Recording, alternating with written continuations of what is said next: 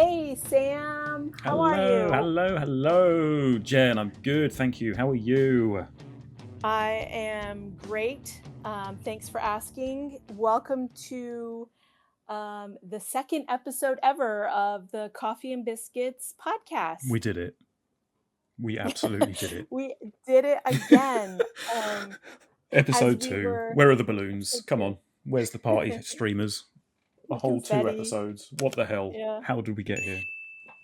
As we were prepping and getting ready for this, we noticed that it's been nearly 2 years since our first episode, which is crazy. I thought it was 1 year, but it's 2. It's going on 2. August 22nd, 2024 was the exact date where we wrapped up episode 1. Fast forward nearly 2 years. Episode 2 is here. Welcome to the bi-yearly podcast, everyone. Great to have you here. Woo!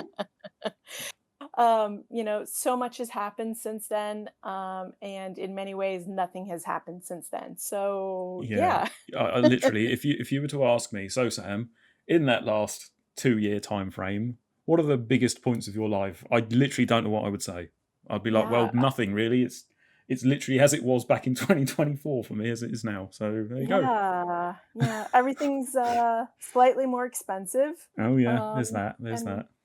That's about it. Stuff has been happening in the real world, but sure. For me, not really. Not really a lot has changed since then. You know, like you say, prices.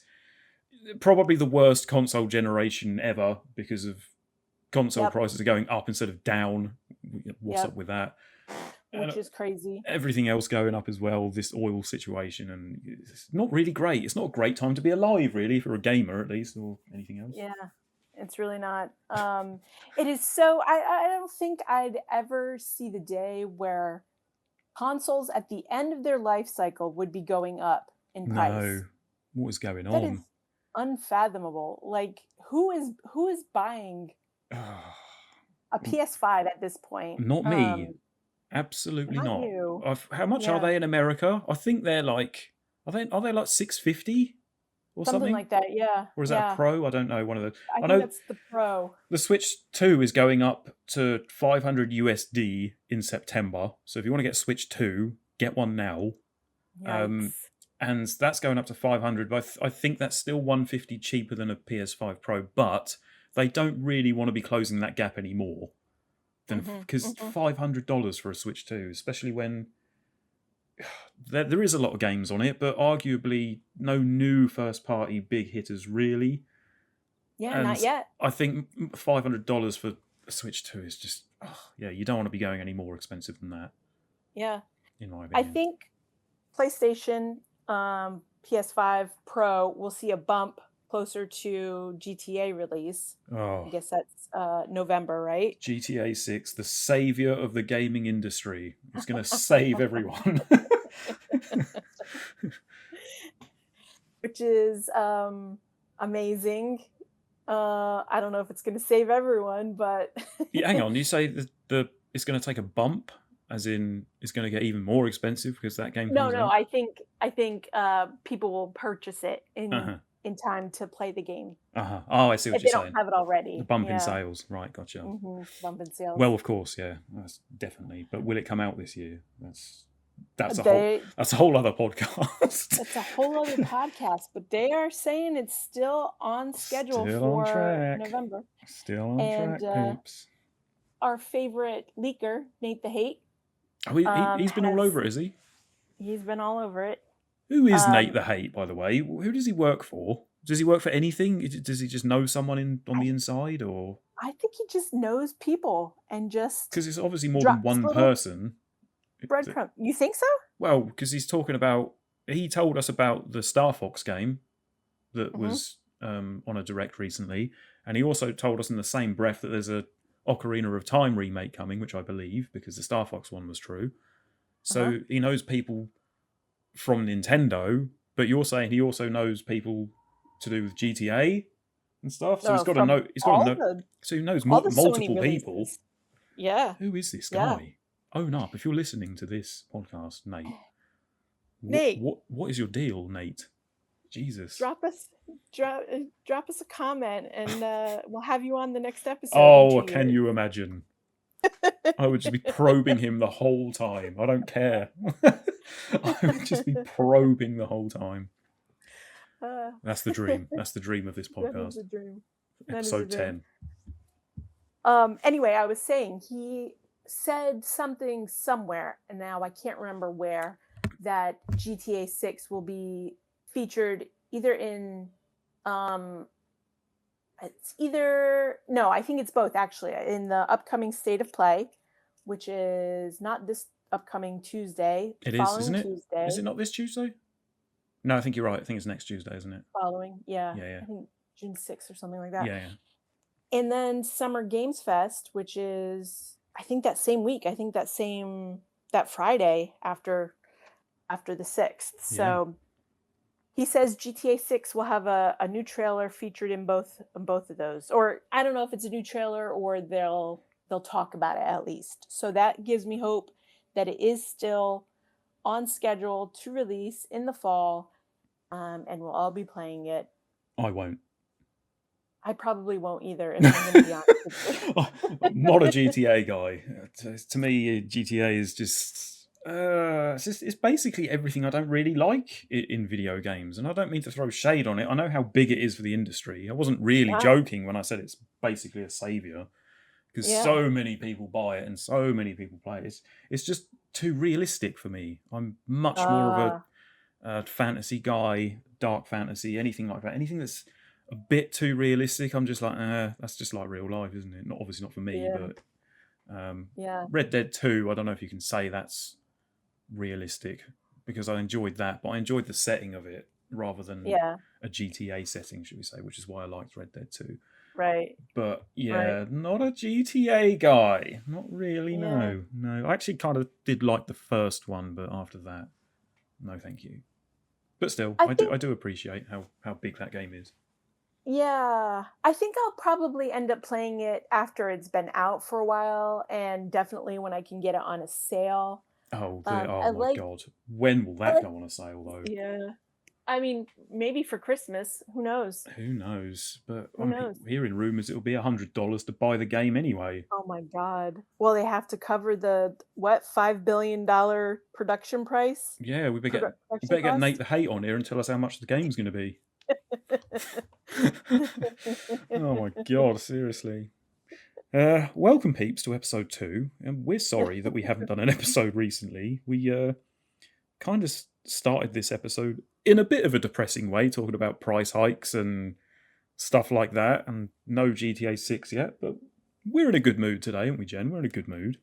We are, and hey, that's real life, you know? Yeah. The life of a gamer is in a weird spot lately. I think, not to mention, console prices, PC prices, the lack of PC parts. Yeah. And all of the important things that go into a PC to play a game. I've been literally looking up parts to upgrade my PC. I was even talking to our friend Luke yesterday what his opinions are of me getting a pre-owned GPU, because I can't find a first-hand one anywhere, literally.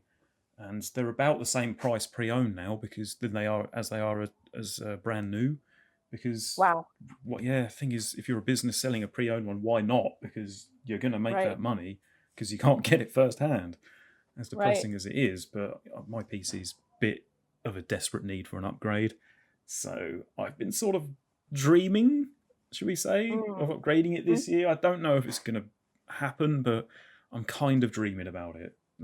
I'm crossing my fingers to see if I can. We'll see. Well, from what I understand, prices are not coming down. They're only going up. Yes. And scarcity is only going to be a further issue. So, I mean, if you can do it, I would say do it now. Do it as soon as you can. Yeah. Hoping for that all-important bonus from work this year that's apparently coming. If it does, that's going to help. But we'll see what happens. There's no guarantee yet. What is a guarantee in life? Not many guarantees. GTA 6 delay is probably one. Apart from that, not really anything, is there?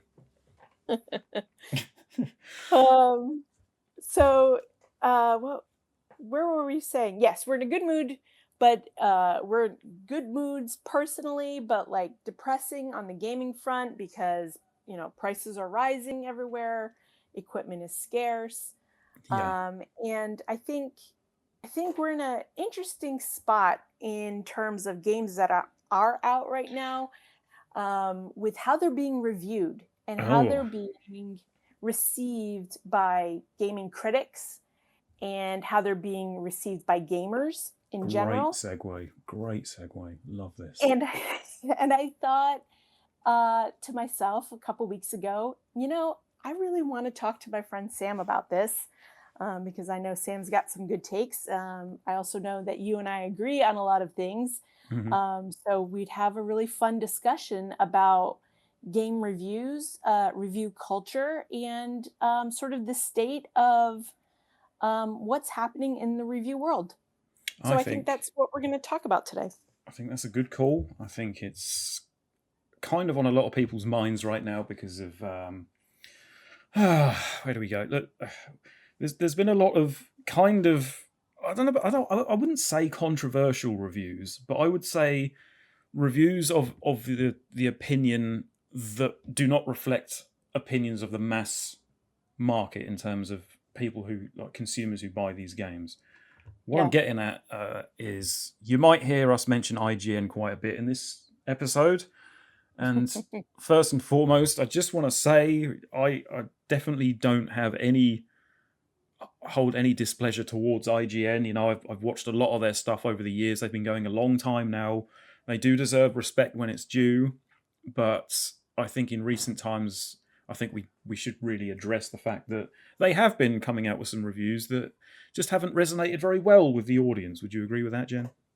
I totally would agree with that. And I think what's interesting about IGN is that they are the industry leader of game reviews, right? They're the internet gaming network, right? IGN. Yes. So like they're the first place, the go-to place for many people when they want to know about a new game that's coming out, if they should spend their hard-earned money. So like they're giant, right? Hmm. And I think they hold a lot of sway in the industry, especially their reviews uh, on and with what games get made in the future, Yeah. what studios are being shuttered, what kind of game, what's like the gaming meta, for the type of games that are getting made.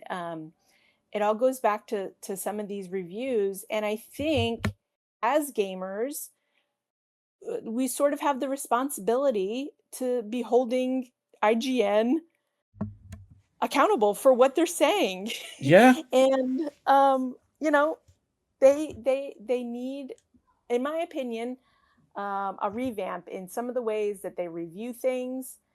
And I think we'll get into some of that, Hmm. but again, no animosity toward IGN. Hmm. Very much respect them as a company, but we need some updates. We need some updating. We need some revamps, and we can do better.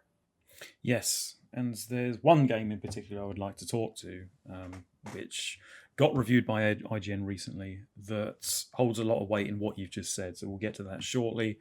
But I do agree furthermore with what you just said there. Also, I just want to mention that if you can hear any background noise, I do apologise about that. I have my door open, and there are some neighbours' kids playing in their gardens, which is really selfish of them.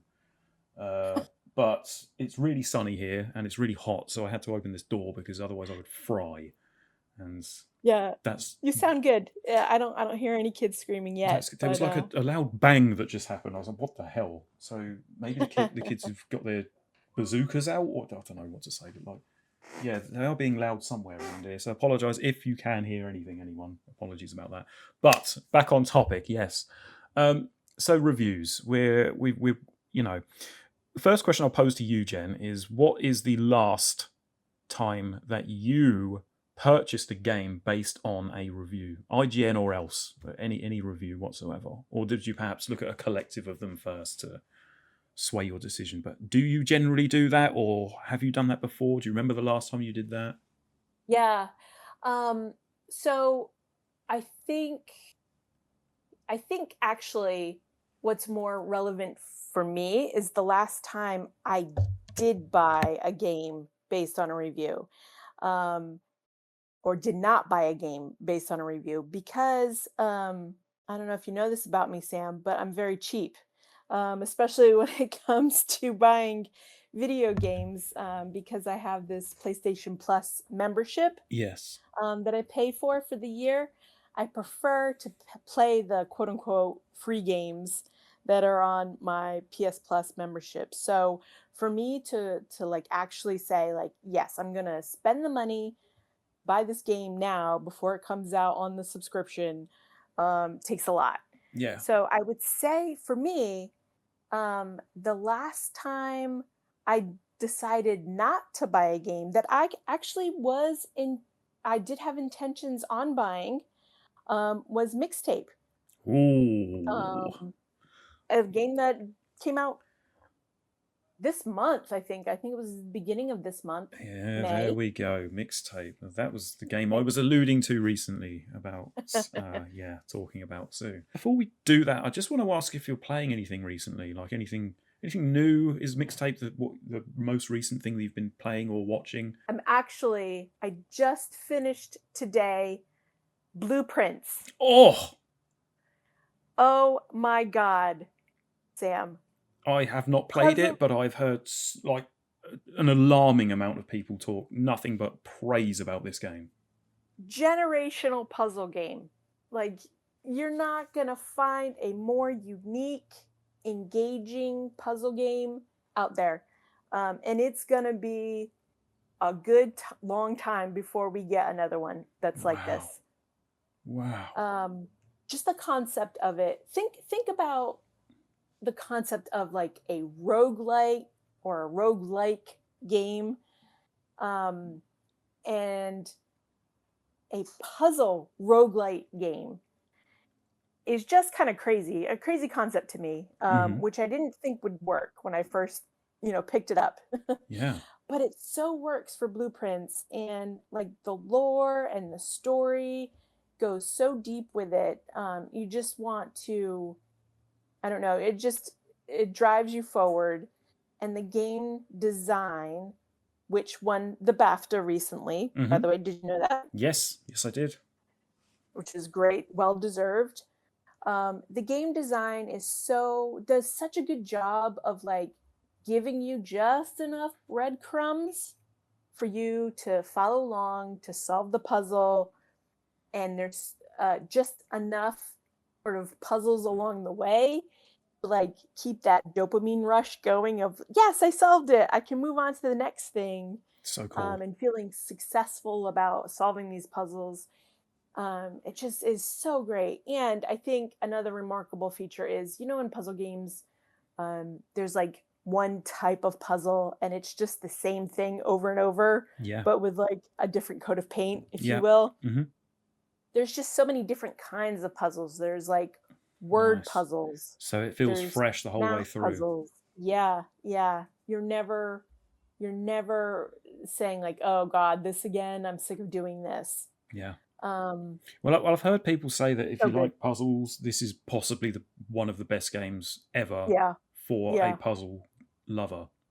yeah. And so if you're on the fence about Blueprints and you love puzzle games, I suggest you probably pick it up. I don't know how expensive it is or anything like that. I think it was on Game Pass. So if you've got Game Pass, Yeah, check it out.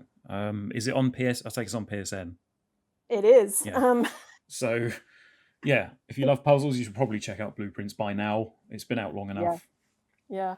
It's one of those games where you need a notebook and pen, Mm. to keep notes along the way. I saw some streamers using some like really interesting software, note-taking software to keep their notes, which I wish I had because I played it on my PlayStation and had like an actual literal notebook and like all the screenshots. Trying to go through screenshots on your PlayStation is just Yeah. a nightmare. See, the thing is, like, on the surface, for convenience, like keeping a notepad to write things down doesn't sound that great. But I remember the times of playing games where it would be quite fun to take notes and write stuff Yeah, down about it. Like yeah, me and a friend used to play a game that was a point and click adventure, called Titanic: Adventure Out of Time. No one will know that game, but it was a point and click adventure where you're on the Titanic as like a detective, and you've got to solve like loads of mysteries about like stolen art pieces and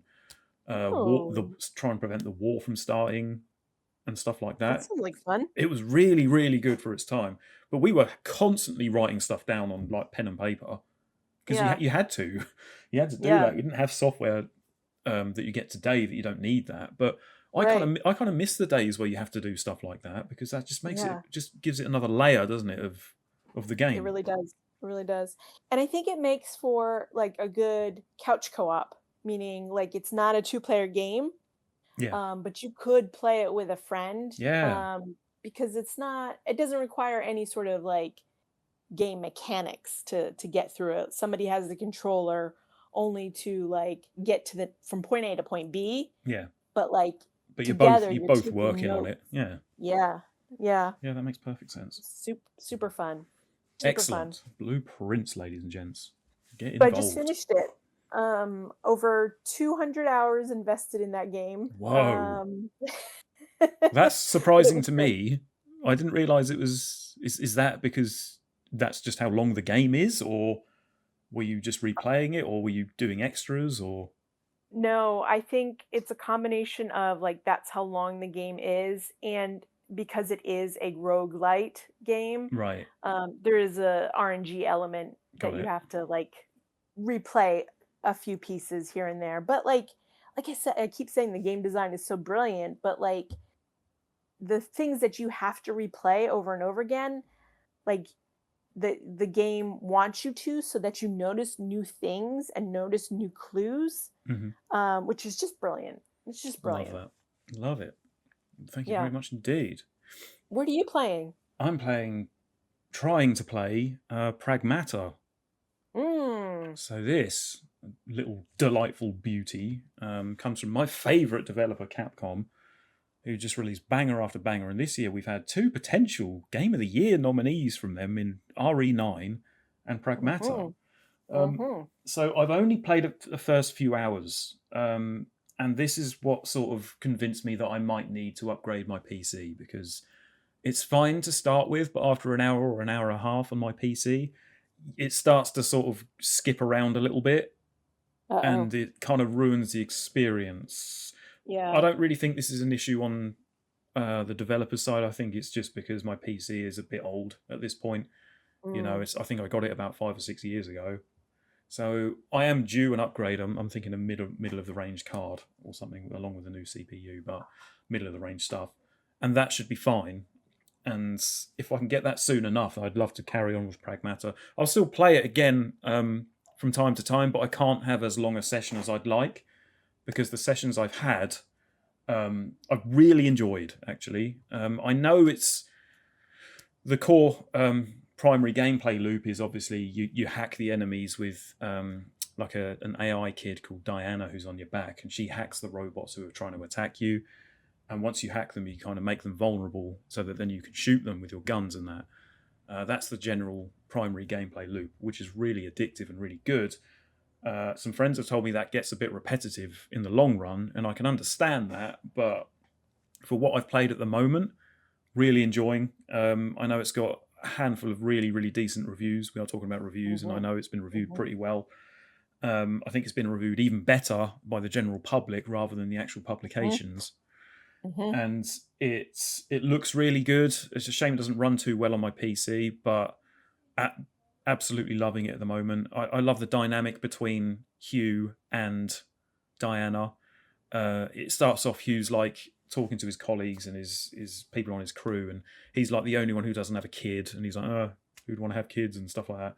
But then clearly it's him who now meets this AI kid, and you can see their relationship's going to grow over time, and he's going to realise that something was missing in his life or something like that. And then I just hope nothing sad happens at the end. I'm quite late to the party, I know, but please no spoilers in the comments or anything. But I just hope nothing sad happens in the end. But I can feel it's probably going to turn that way. You know, maybe not. Maybe not. But I feel like they've got a dynamic between them, and it's going to tug on your heartstrings at some point. Something will happen for sure. Maybe it's not the worst thing that will happen, but Yeah. something will happen. But I'm loving the Yeah. gameplay so far. I think it's a really, really class game. And, Yeah. I can't wait to get stuck into more of it, really. But Yeah. yeah, it's a banger. It's a banger of a game so far. A favourite game I've played this year so far, I'd say. Nice. Yeah, it looked very interesting when you streamed the demo for me Yeah. in Discord. Hmm. Um, the gameplay loop. I thought the gameplay loop of the hacking as you're fighting would be too much, would be too overwhelming, but it did not look like it was at all. Yeah. It It actually looked really sometimes it suited. can feel a bit like that when you've got like an onrush of about 6 or 7 robots coming towards you, and you've got to hack one, but they're getting so close, and then you have to frantically press the buttons to hack them in the right order. And it can Mm, feel like that, but you've got to like balance it off with sort of dodging their attacks, dashing away, mhm, jumping, knowing when mhm. to do all of that, and then refocusing, getting the distance, and then hack them again, and then shooting from a distance. It's good. It's just I don't know. It feels like a bit of an old school game in that sense, like maybe an Xbox 360 game, because Yeah, it's not pushing any boundaries as such, but it's just a fun third person shooter, yeah. which there was an I abundance heard of back then. I heard somebody describe it as a video game ass video game. Yeah, that makes sense. It is very, very much a video gamey type game. Yeah. Well, I love that. I love that. Yeah. Anyway, that's what we're playing these days. Let us know what you're playing in the comments if you like. What games has piqued your interest recently? We'd love to hear it.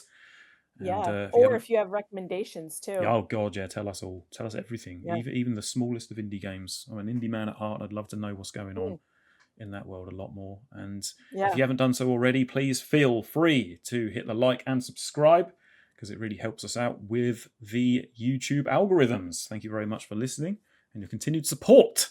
Right. Where were we, I Jen? Where were we? we were talking about the last time a review made us encouraged us to buy a game or maybe discouraged us from buying a game. Mm-hmm. You asked me the question, and I was talking about Mixtape. Mixtape. And I think uh, the review I saw, I like to watch this series called Before You Buy, Oh, yes, I know which it. is because it's really aptly named. Like Mm-hmm.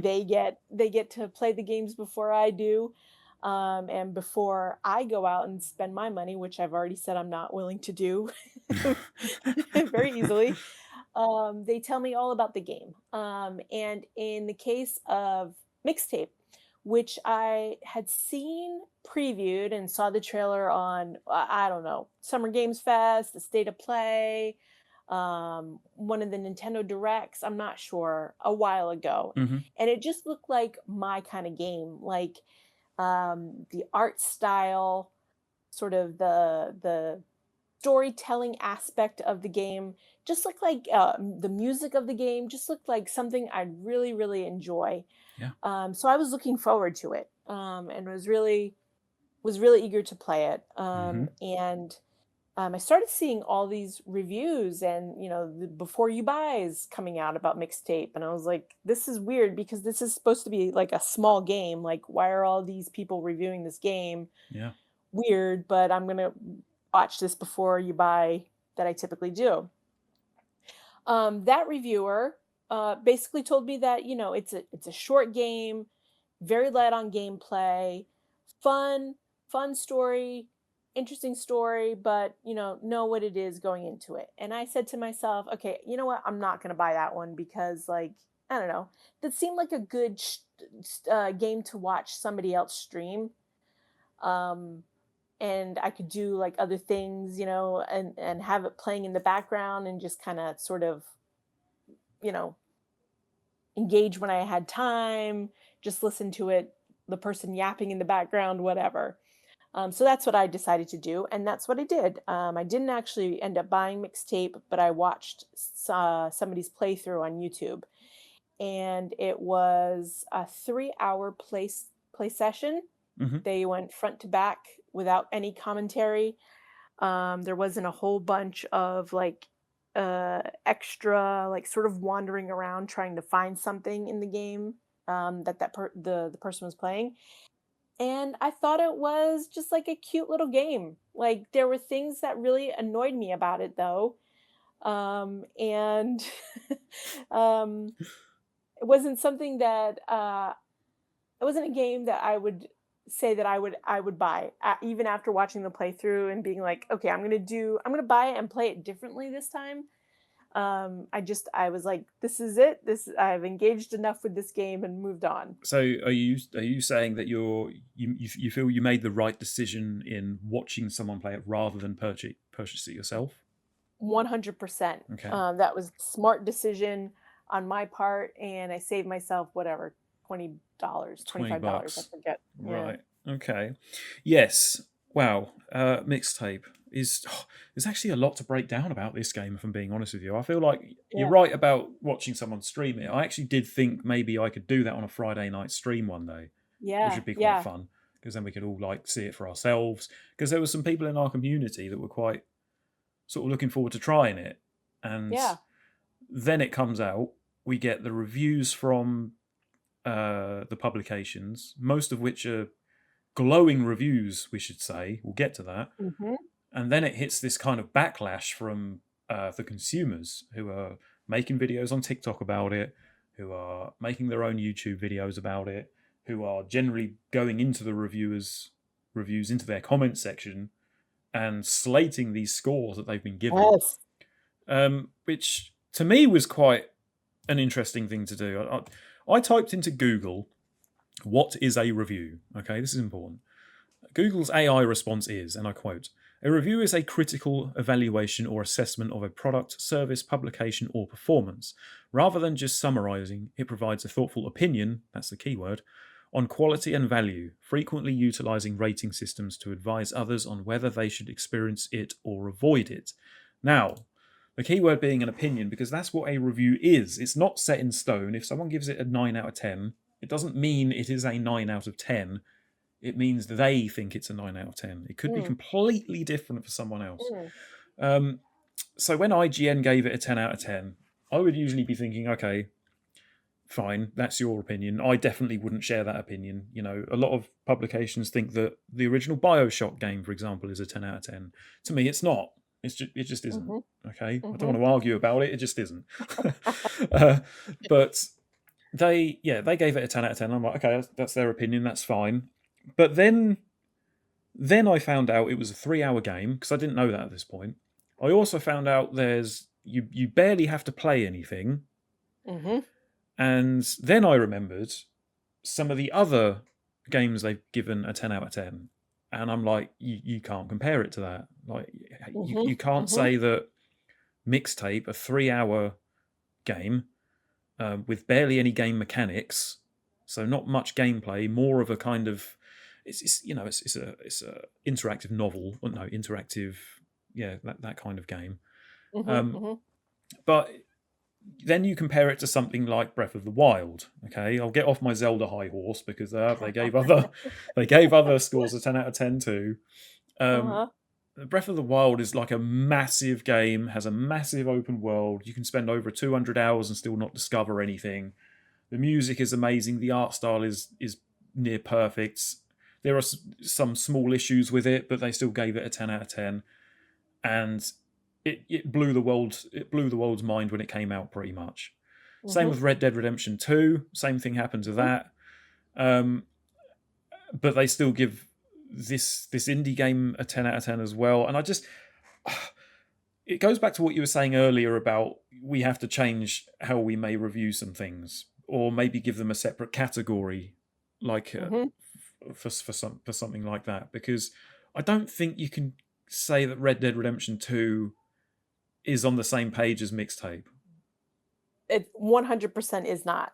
So Not even the first 3 hours of Red Dead Redemption is at the same level of Mixtape. So my question is basically, is it more the fact that Mixtape kind of resonated with this reviewer from IGN? You know, it reminded them of their childhood, who possibly grew up in the 90s, who was running around with his friends like he was doing, trying to get alcohol for parties. And stuff like that. So I feel like maybe if that's the case, if it really resonates with you personally on a personal level, I still feel like you have an obligation to go outside of that and take in everyone's response. Like, because Mm-hmm. not everyone's Mm-hmm. going to feel like that. Not everyone grew up in the 90s. Not Mm-hmm. everyone's would have been like that in the 90s, or would have had those kind of nights in the 90s that he did. So his accountability is saying, well, I had my rose tinted glasses on, and it really hits me on a nostalgic level like no other. Mm-hmm. But I don't feel like he should have given a 10 out of 10 just because it played with his nostalgia.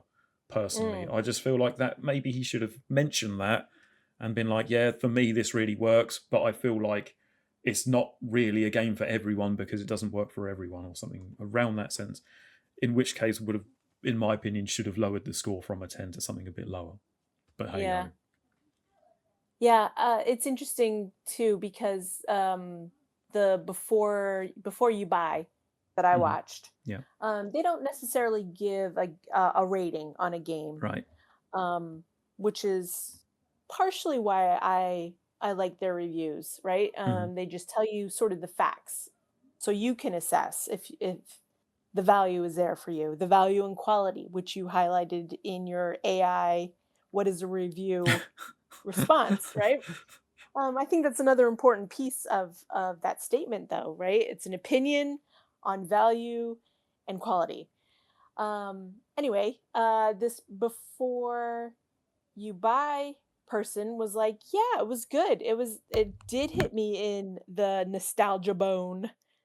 Haha, that's not really a thing, but whatever.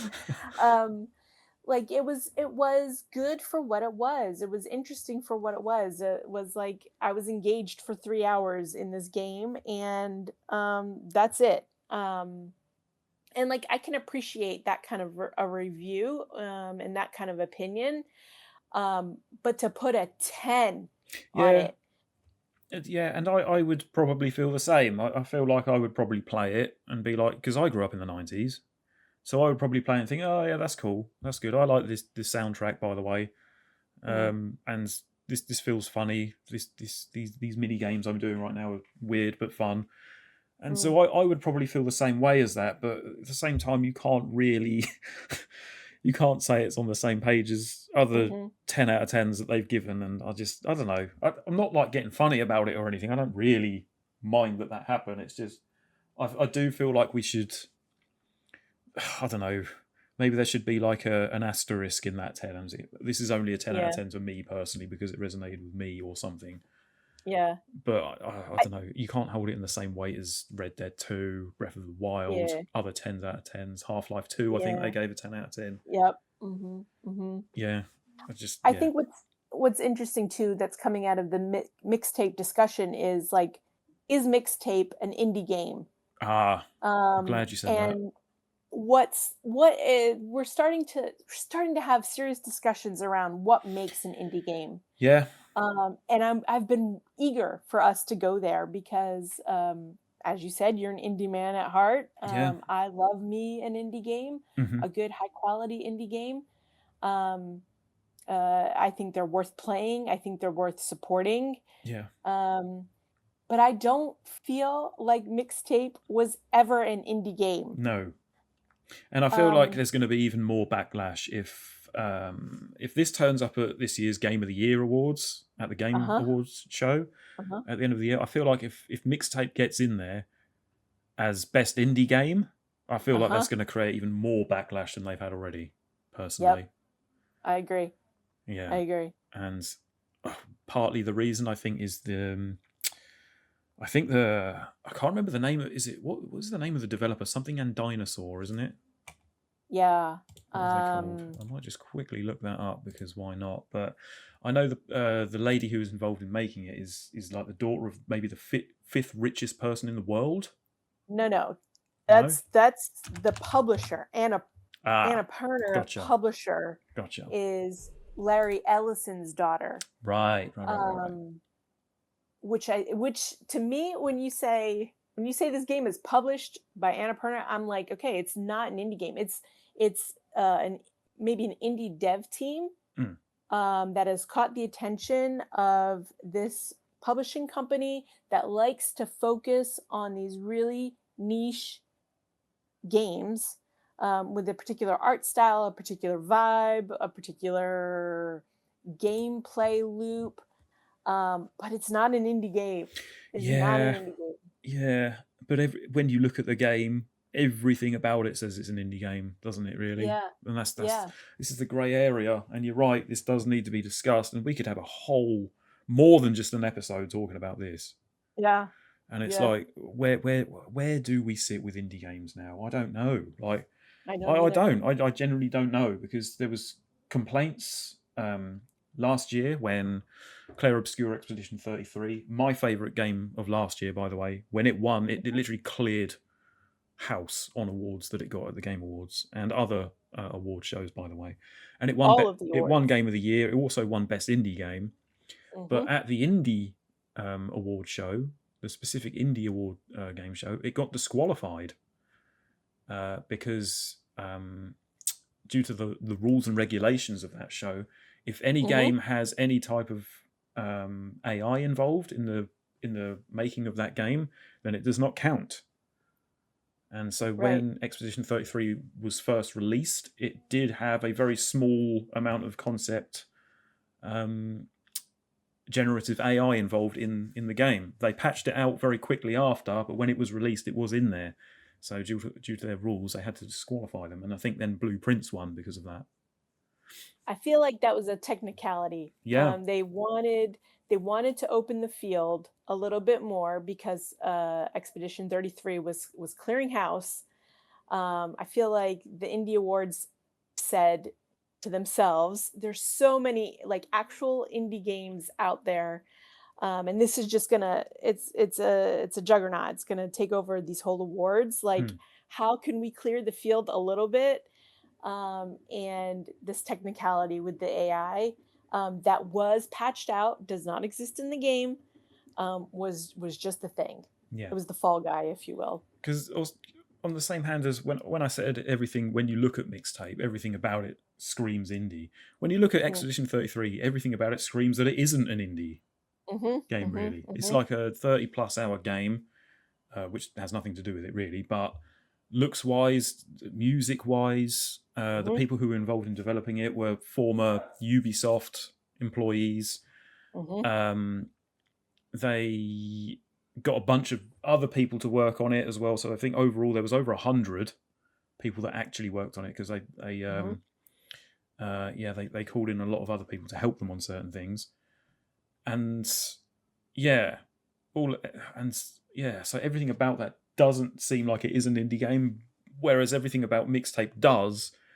But we're saying that isn't as well now, and it's just like, where do we draw the line? What do we draw the line? What is the demographic we need to clarify what an indie game is? Because it's actually a head scratcher, and I don't really like it anymore, if I'm being honest. I like to boycott indie games altogether.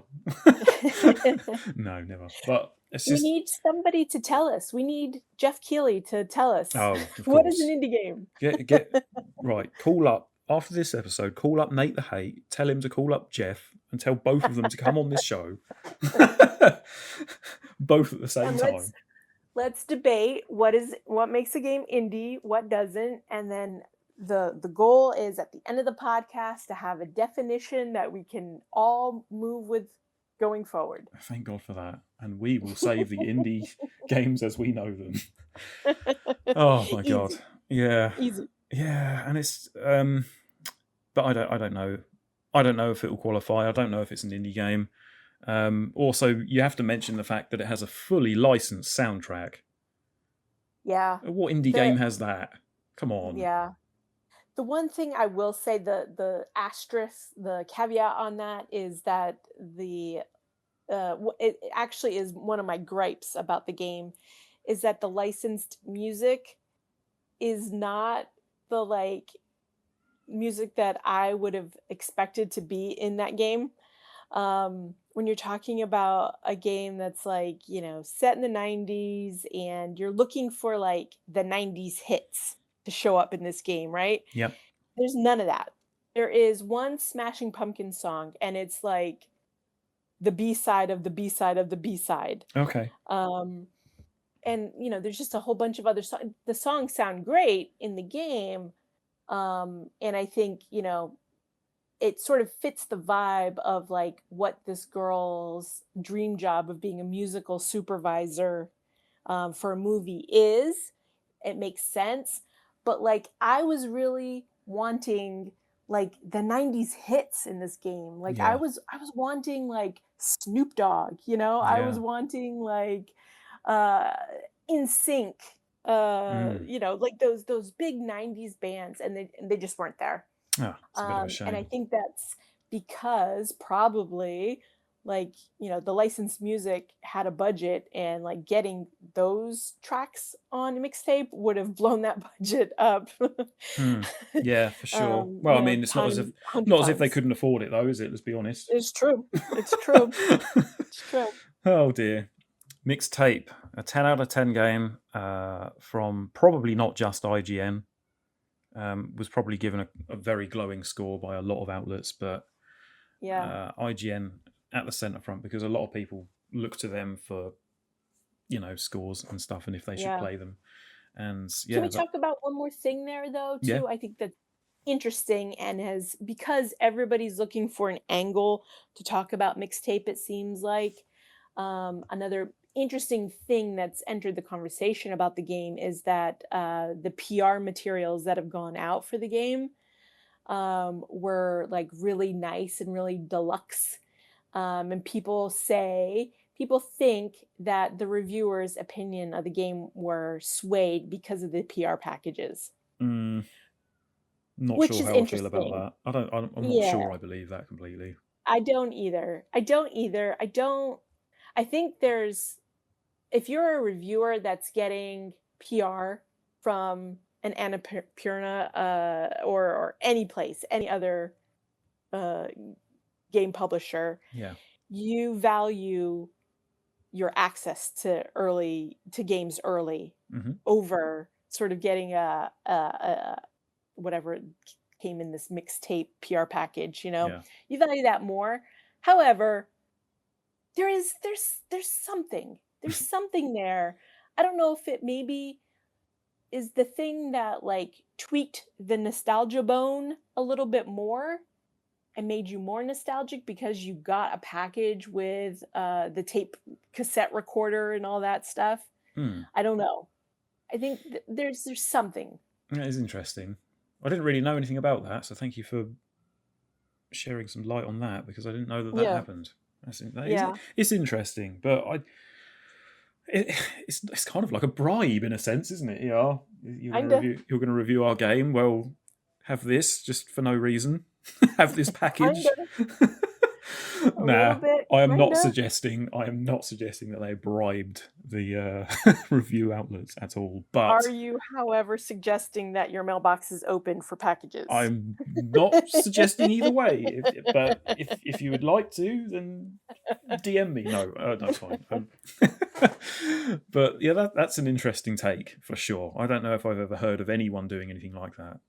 There must be something like that's happened before. Yeah. But yeah. I don't know. It might just be kind of the whole product. Well, we're going to send it with a cassette player, and that's just going to be part of the package, really, part of the game itself. I hope that's not the case, but who knows these days? Who knows? Not to take us too far off track, but on the topic of like the PR packages that early reviewers are getting, have you seen the 007 PR package that they're getting? No. The reviewers? Oh my gosh, you have to look it up. Give me just a small run, just a brief one thing they get in this package. Well, they get the steel book for the game, right? The you know what that is. Yeah. And then they get a golden gun. Oh my, right. We can't have a go at Mixtape for that, can we? Like, yeah. For 007, you get a golden gun, for crying out loud. Yep. If that's not, like if that's not bribing the reviewers, I don't know what is. Yeah, I'm not. Yeah, but that's cool. That is absolutely. I'd love to get my hands on one of them. Yeah. Seriously, just stick it on eBay. Look it up. You gotta look. See how much money I can get for that. No. Really? That sounds really cool. That sounds really It's really cool, cool. to be fair. I'll look it up. There you go. So Mixtape. Mixtape. If it's your thing, it's a 10 out of 10. If it's not, then you probably hate it. But Oh, good luck. I think it is my thing, and I'd still only give it a 7 max. Yeah. 7 out of 10. Well, that's the same as me. That's the same as me, really.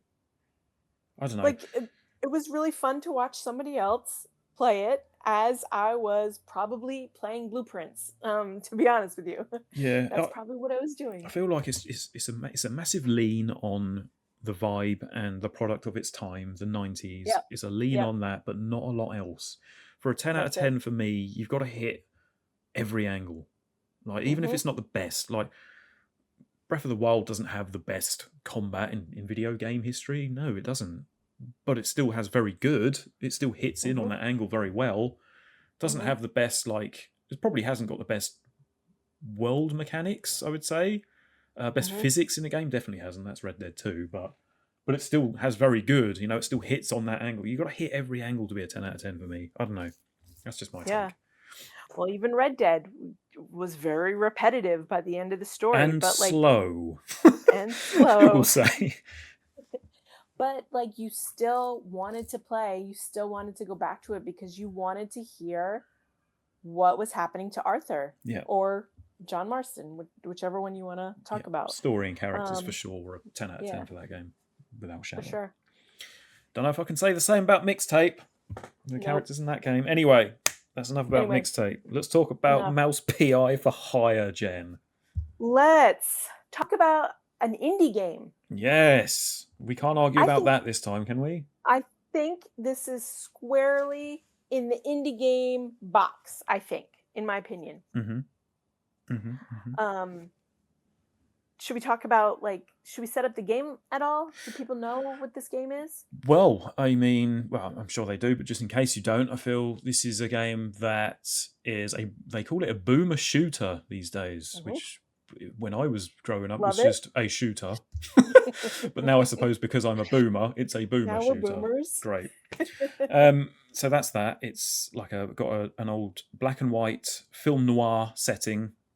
And the characters all look like the very original concept art from the very first Mickey Mouse Steamboat Willie, if you remember what that is, which is now open source material for trade by anyone because it's now over 100 years old, which is why people are now selling merchandise and selling stuff, films, video games that are to do with that original concept art. I think the game looks pretty good. Have you played it? I have not played it. Definitely on my wish list for when it comes out on PS Plus, if it ever does. If I catch it on a really good sale, I actually might buy it because it looks like fun. It looks like a lot of fun. Yes, I feel like it's the same for me. Do you know many review scores on this? I know IGN gave it a 6 out of 10. Which to a lot of people was controversial, not because of the score itself, but because of the reasons they gave it a 6 out of 10, which I will brush over. Please tell us the reasons. The reasons that IGN, and again, 6 out of 10, that's their opinion, that's their review, and I feel that it's fair. If you want to give it a 6 out of 10, okay, fine. But they said, and I quote, there were too many cheese references. To a mouse game? In a mouse game. Too many cheese references. You can't have it. You can't be serious. They also said, you kill too many people. In a boomer shooter? In a shooting game. They also said, there isn't enough noir. In a black and white video game? Black and white, yes. They say too many references to old movies as well. This is quite embarrassing to read. Yeah. I feel like these are all the elements that make that game charming. Yeah, I'm not even finished. There's more. They also say there's too many arenas where you have to kill all enemies. Oh, right. Okay. Also, the game's story is not serious enough to be a true noir. the characters look like Mickey Mouse. So I don't know why that's a complaint.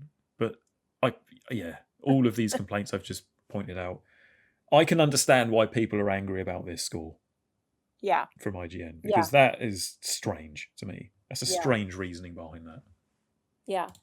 Again, like these are all the things that make up the game. It's not a bug. It's a feature of the game that there's arenas where you have to clear out the enemies. Like that is just that style of game. And I feel like you would go into that game expecting to do that, expecting to shoot a lot of people, expecting there to be cheese jokes because they're mice. Yeah. I just, it's just a bit hard to read, if I'm being honest enough, because they say the story is not serious enough to be a true noir. I think that's the one that sticks out to me the most. Yeah. At what point is this supposed to be a serious game? Just one, right? Not even you don't even need to look at a screenshot of this game for longer than a second to realise this is not a serious game. Right. Maybe this is just the wrong person reviewed this. I don't know, but that just goes back to you do need to be the right person to review a game. I don't know if you remember when the game Cuphead, where the controversy that sparked when that first came out. The reviewer, I don't know where they were from or if they were reviewing it or whatnot, but they we saw gameplay of them really struggling in the tutorial at the very beginning of the game to do basic things in the game, like jump over obstacles. And they weren't talking very highly of the game. But it's like, well, you clearly don't know how to play video games, so you're not the right person to say that. And so that sparked a massive kind of controversy about it, and that was memed for quite a while.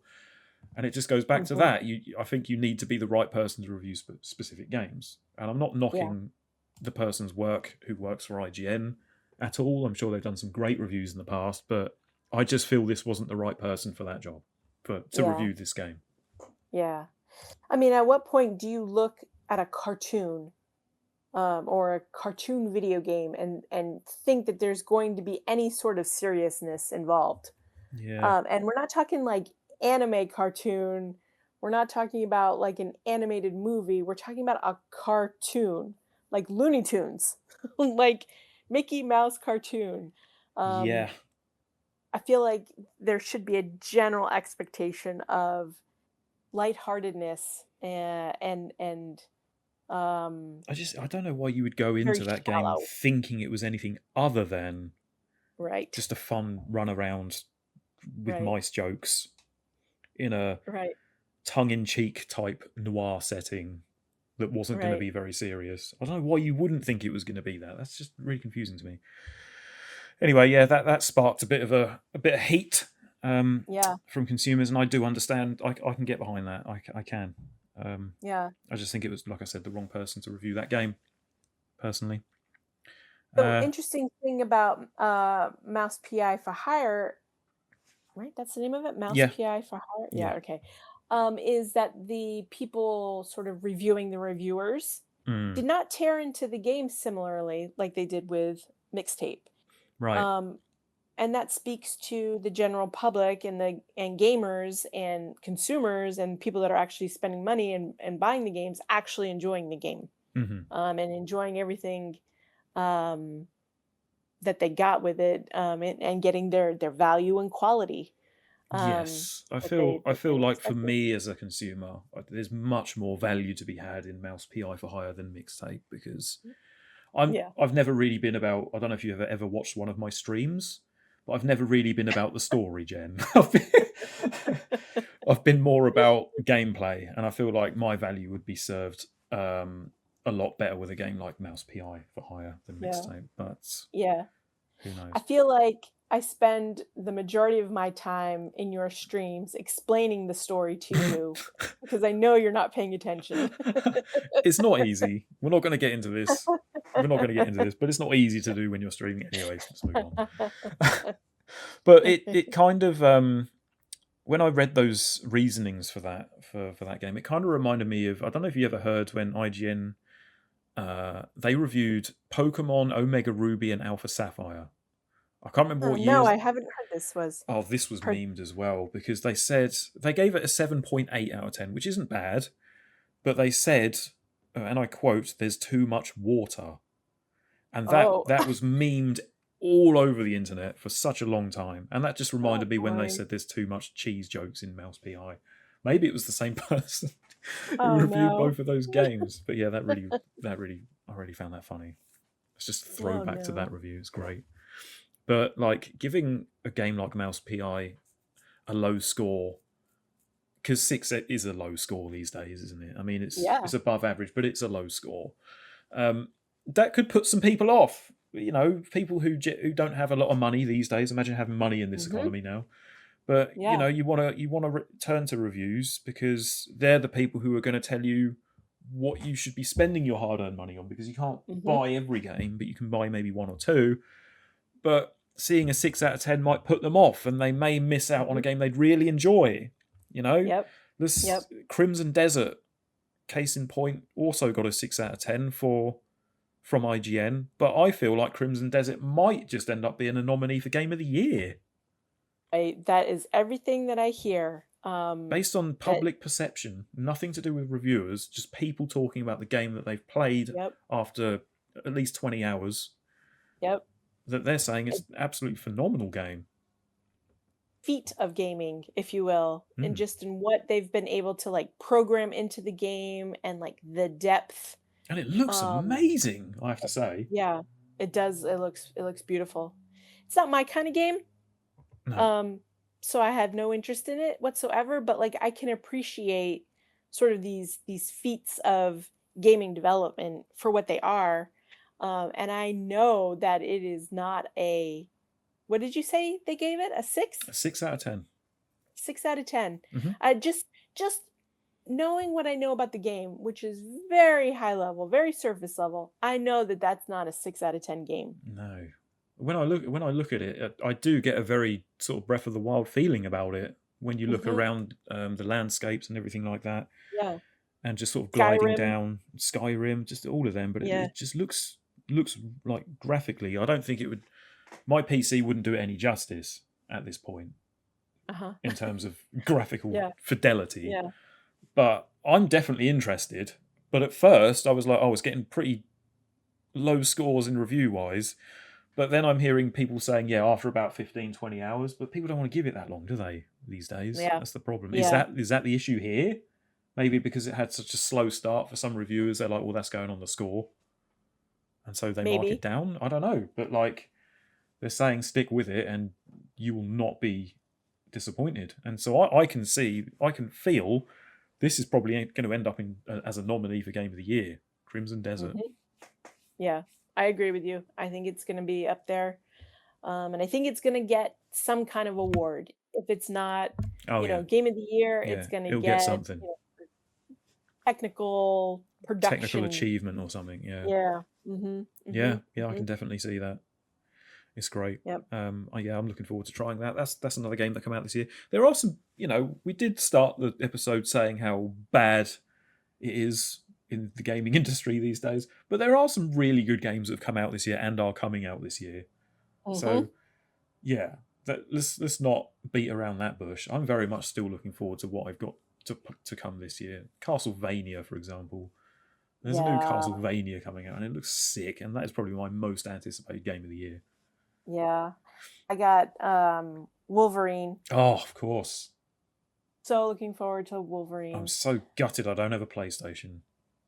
Well, if you want to get one, Sam, now's the time. Is it? It's only going to go up in price. Oh my God. See, when I first heard about it, I was like, oh, that's fine. They'll just release it on Steam at some point, like they've been doing with their games. Not anymore. It's not happening anymore, is it? Back to PlayStation exclusives, which I kind of love for that. I like that. Yeah. Yeah. Yeah. I don't know. I don't want to draw a line in the sand between console gamers and PC gamers, but like, it's a different vibe, right? You've been a PC gamer for a while, but you play your Switch. Yeah. It's a different vibe, right? Playing the Switch versus sitting down at your desk. Yeah, and the thing is, it's not back when I was growing up for me and at least my friends, it was never console versus PC.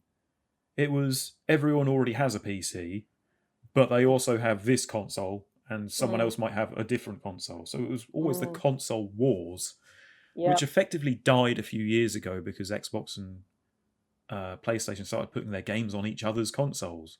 But this statement from Sony, just putting it on their own from now on, reopens the console wars. And I think that, a console is only as good as the games it has on it.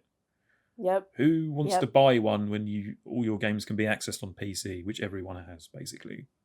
Right. I think it's actually good for the industry to do that, because hopefully it's going to drive the install base of consoles, and they're just going to remain relevant because they've got significant software that you can only buy on that console.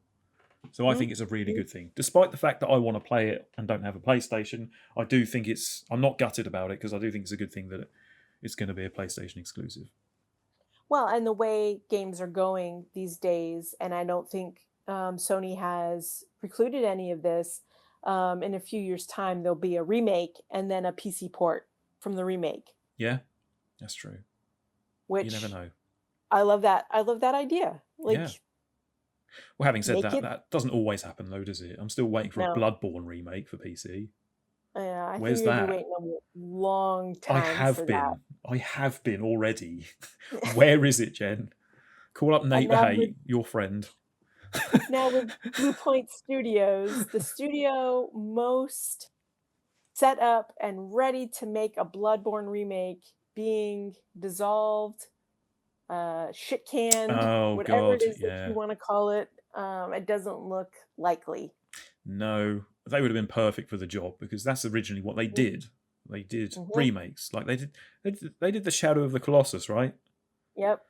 Yeah, which was only brilliant. It was got praise. I think they also did what's it called? Not Dark Souls, Demon Souls. They did Demon Souls remake, which was really good.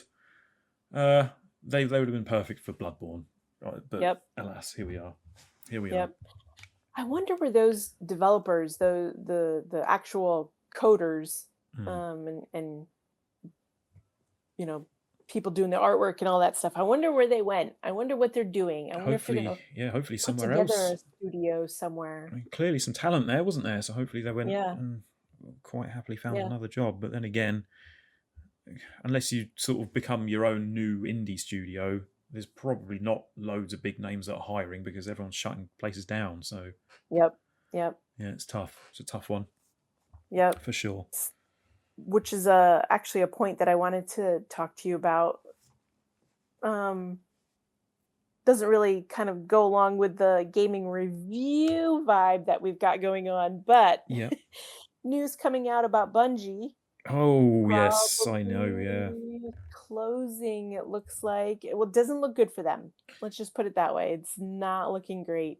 Well, they've finished all Destiny 2 updates, so that's done, isn't it? Destiny 2. So what about Marathon? What are they doing with that? Well, I think they're focusing the much smaller team that they have. Everybody, it's all hands on deck for Marathon now. Right. So is this like their? What if this game fails ultimately? Are they going to make something else, or are they just done? From what I've read, there's been some pitches for new games, new IP, right, and nothing has caught hold yet. Okay. And they're planning for another round of massive layoffs. Oh, so my God. I think it just doesn't look good. And we played Marathon. We played Marathon during the Server Slam. It's still on my wish list. If I was to get it one day, I'd still play it a little bit. But it was fun. It was fun. Yeah. It was fun. It's not a game that's very welcoming to new players, though. No. I don't see them getting a brand new audience in anytime soon. It is not Arc Raiders. It's pretty hardcore. That you have never played an extraction shooter. You're going to pick it up and be very interested and have fun and play it for hours. That's not that game. No. Which I think is the reason I kind of bounced off of it and have not given it a second thought. Yeah. What we played of it was fun, however, and I can see it very see it being very appealing to like a Destiny 2 type player. Yeah. If you're into that, like you're really into Marathon. Um, but I think, the height of concurrent players that they reached when Marathon first came out, I think that's the highest it's going to get. It's only going to decrease from there. Yeah, I've heard it's proving to be quite underwhelming in that sense, and it's not really reached the heights or had the trajectory, should we say, that they had hoped for. Yeah. When they first released it, which is a shame because like there's definitely room for it. Yeah. There are Yeah. extraction shooters out there, Arc Raiders and Hunt the Showdown or whatever it is. I think that's one of them. So there's Tarkov. Tarkov. There's definitely room for Marathon. It's not as if like, because I got bored of Arc Raiders. I played it and loved it. Played 200 hours of that. But I was in the mood to play a game like that, but not that. And so when I started Marathon and played with you and Cyrus, and we had a great time, and I loved the fact that there's like a class system, so it made characters feel different. Yeah. But it definitely felt hardcore, like not like you said, not for the new players as such, but more of it's going to have like a hardcore audience who are just like sweaty and really good at the game and understand everything and every single detail, which is not me. I don't understand too many details in that much depth. I love playing a primary gameplay loop, and if it sticks with me, I'll just carry on until I'm bored of it. And yeah, I would give Marathon another go, but I don't think I'd play it for a long, long time. I'd be in it for a good time, not a long time, Yeah. I think when we played it, I said if it was free, I could see myself getting a little bit into it a little bit more. I'm not willing to shell out the bucks to like learn the upgrade system. Oh, it was so complicated. The menu system was so complicated in that game. Yeah, and I was picking up items. I was like, what the hell is this? What is it? It doesn't look like anything. It looks the same as this and this and this. But Arc Raiders is so defined and so easy to understand everything.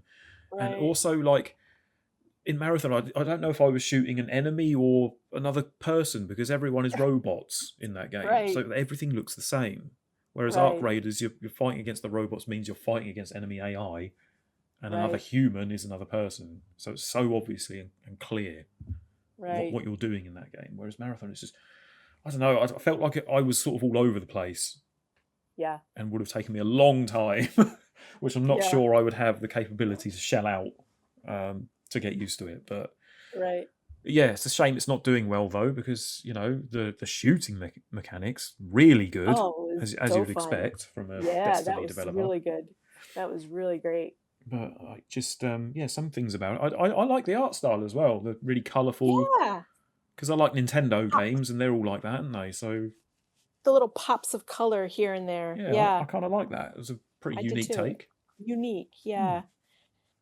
But I guess my point is in bringing this up is like that's another like legacy studio that is in danger and could be shut down, and like what are we doing here? People don't realise how long they've been going for. People think their first game was Halo, which it definitely wasn't. Yeah, Marathon. The original the original Marathon was probably their first game. I don't know. Yeah. I don't know much about them before that, at least. They even went into making an RTS, one of my favourite games in the 90s, called Myth. No one knows about that game. No one. It's like, what? Bungie made an RTS? Yeah, I loved Myth. And they sold the rights after making the second one. Someone else made a third one. It was rubbish and doesn't exist anymore. And then they just went on to Halo after that and just went all in FPS. We are an FPS studio. Which is the right decision. Is fine. Yeah. Which is cool because they, like you said, the gunplay in Marathon, they do right and they do it really well. You mean to tell me there's not another like sort of, I don't know, first person shooter type of game that they could create that has like a narrative element? Well, it's the problem is that game is supposed to be like a long-lasting game for players, isn't it? With frequent updates, patches all the time, kind of like a live service game, really. And unfortunately, that's just the route a lot of developers are taking. Mm-hmm. We talked about Bluepoint earlier. They were supposed to make a live service God of War game. Mm-hmm. When Sony acquired them, they must have been thinking, "Oh, brilliant stability! Yes, we're going to get Uh-huh. like a paycheck every month. We know what sort of money we're going to get, and we've got the backing of Sony behind us, one of the biggest companies in Japan. Are you kidding me?" Uh-huh. And then, okay, welcome to the team. Your first project, you're going to be making God of War the live service game. Oh, but we just do remakes. Why are we doing that? No one wants this. Trust me. Oh, okay. But yes, and then sometime in development, Sony realised, yes, it's not working, is it? We're going to have to shut you down. Sorry. Yeah. Oh, right. What a fuck up. Like, Yeah, seriously. everybody's looking for the next Fortnite. Oh, why? I At the hate that. time. I hate. And I just. It's but like, look at Fortnite now. Look at Epic Games. yeah. They're That's they say that great. they're struggling. Sure, and it's good that they're struggling, in my opinion, because I think it's actually good for the industry when a game dies. Because that means that developer, that company, can now focus on something else and give Do us something new. more games rather than Yeah. the same game Yeah. Yeah. over and over again. Because if you're really not into Fortnite, you're not gonna get into Fortnite. Like, even if they put Metallica, my favourite band, in the game, it's not going to get me into Fortnite. It just isn't. It's They were in Fortnite, Sam. I know. And it was fun. Oh God, Christ! It's just I genuinely do think it's actually healthy for the industry when a game eventually dies, and then we can live with that game in our memories and think back and say, yeah, that was a great time. Let's see if they make a new one of them one day. New content, new ideas, Yeah. fresh ideas. Yeah. I do appreciate that all of these studios that were trying to make the live service cash cows have decided, actually, no, we're not going to do that, and shelve the games or Good.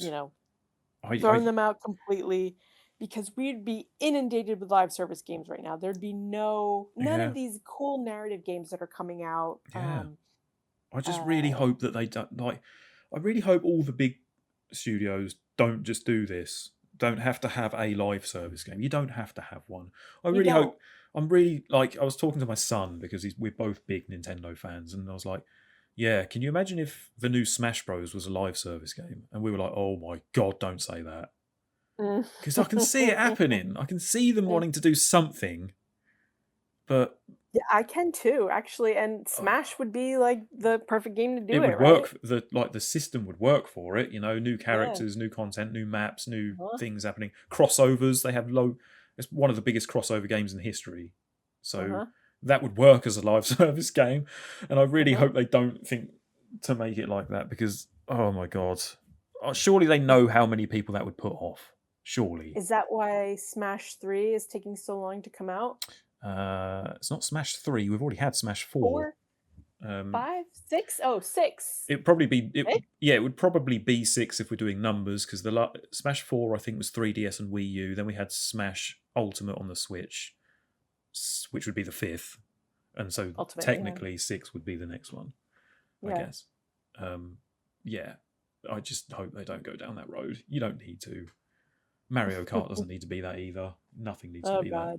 Yeah. Let the other companies do that. Just watch them do it. Watch them fail at making a God of War live service game, and that should be enough to tell you we don't need to make a live service game. Please, thank you. The God of War Sons of Sparta did not do very well. No, I've completely forgot about that game as well, if I'm being honest. What does that tell you? So have I. Yeah. Unbelievable. Just was not getting... That was the Metroidvania, wasn't it? Yeah, Metroidvania, 2D platforming Metroidvania, like God of War, 2D platforming Metroidvania. Like those are my boxes. Yeah. All of the boxes have been checked. And it's interesting because lost that was a bit of a wave, wasn't it? Like, people were getting, a lot of games were getting the Metroidvania treatment, they were saying. So after the success of Hollow Knight. Yeah. And I feel like God of War should work, shouldn't it? In a Metroidvania game? Yeah. I'm reserving judgment, because I do think it will eventually come to my PlayStation subscription. Okay, well that'd be good. If you can Reserving play it for it. free, then why not Yeah, give it a try? yeah. Because I Definitely played will give it a try. that Prince of Persia one, Sands of Time, is it? Yeah. No, the Lost Or Crown. Lost Rogue. Crown. Oh. Lost Crown. That's the Metroidvania Lost one. Crown. That was good. Yeah, that was fun. It wasn't 10 out of 10 good, but it was good. Yeah, it was, especially you played on Game Pass. No. I purchased that. You bought it even. Yeah. Wow. Not many people did, sadly, because Yeah. otherwise, it'd have a lot more praise and people talking about it. I don't know why. Yeah. There was nothing wrong with the game. It's just Nothing people wrong just didn't with buy it. Yeah. I wonder too if there's this element of like going back to your AI definition of review, value and quality. If there's an element to the value discussion of like a game has to be 100 hours plus to have value. Yeah, I think in a some lot of people's people, mind. some people do think that way. I definitely don't. Like, I was actually very relieved when Claire Obscure Expedition 33 was not a 60+ hour game. It was a 30-hour game. It felt like it was the right length of time. It was a great story. I was like hooked, because if it's so long, I'm just going to lose interest over time. I'm going to be like, how long can you pan this storyline out between these two characters? Yeah. But it was, I'm all over a game if it's like, sub 40 hours even for an RPG. That's fine to me, as long as it sort of hits the notes. That's absolutely fine. A game doesn't have to be 60+ or 100 hours to be worthy of your money and your time. It doesn't. It's kind of a turn off in some ways. When did it get like that though? Because games never used to be that long. Generally. Is it Red Dead Redemption? Yeah. Is it the Rockstar games? Yeah. Is it the Rockstar? I think that's at least a factor of it, for sure, because games are just getting bigger and bigger, aren't they? Budgets are getting bigger. So the game worlds are getting bigger, the story lengths are getting bigger, the budget is huge, and so everything's just growing and growing and growing. At some point, we're going to hit a brick wall where games just can't get any bigger. Like GTA 7, they're going to be thinking, wow, the map size of GTA 6 is unbelievably, staggeringly big. We can't actually go any bigger than that. So then what do they do then? They're just going to have to reset and go back to small again. GTA Universe. Right, you get in your spaceship and fly to the next planet. Oh god, it'd be like No Man's Sky, but GTA. You're right, but GTA. God, awful. Yeah, well, who knows what the future holds in that regard. Yeah, certainly some interesting points there. We have spoken about most of the controversial review scores that IGN have given and other outlets have given, mostly IGN. Just want to reiterate again, we're not hating on IGN. We don't hate IGN. We actually kind of like them. We know they do good jobs. However, they did give a 0 out of 10 once. A 0 out of 10. Back in 1998 for a video game. Do you know what the game was? I'll take it you don't. I don't. Wait, 98. Yep. 98. Give me a hint. 98 was a massive year for video games. Some of the biggest games come out in 98. Resident Evil 2, Ocarina of Time, Quake 2, loads of big games. Right. This was not a big game. Needless to say. I don't think you'll ever get it. So, all right, tell me. It was called Olympic Hockey 98 by Midway Games. Now, Midway, they did another hockey game, no? Didn't they do the SNES game? Possibly.